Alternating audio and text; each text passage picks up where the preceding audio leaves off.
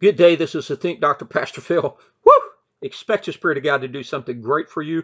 We're in Acts chapter 15, one of the great stories of God sharing his activity with these and with us. He does the same thing for us. Now, Paul and Barnabas have gone down to Jerusalem to talk. When they arrived in Jerusalem, Barnabas and Paul were welcomed by the whole church, including the apostles and elders. They reported everything God had done through them, going into the Gentile territories, people who'd never heard of the religion of the Jews.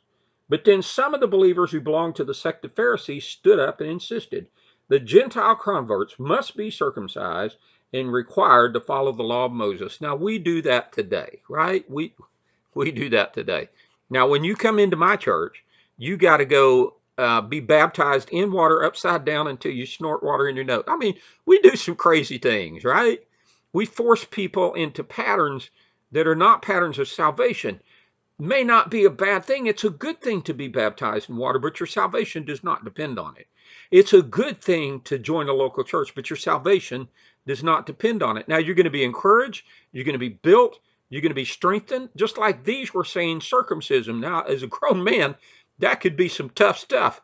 And I'm not sure that we need that today. Back then, it was a very medically needed procedure. There were many infections and things that would happen to those who were not circumcised that others didn't participate in. So it wasn't something God just said you get, but it was also a sign of covenant, a sign of commitment.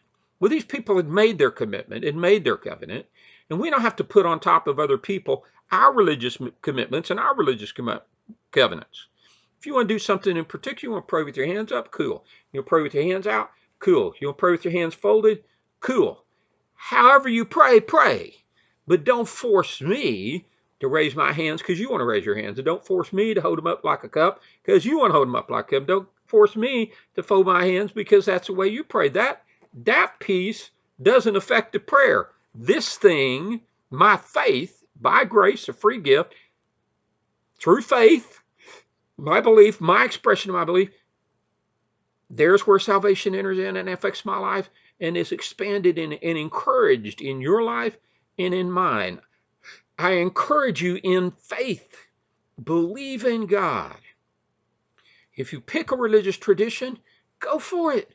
Do it because you love to do it and because you know that different ways of expressing your faith in faith will encourage and build your faith. But don't do it for the sake of doing the religion. By faith, approach God. By hope, by joy, come before the King of Kings and the Lord of Lords, and he will change your life. I love you because the great love Jesus loves me, and he loves you.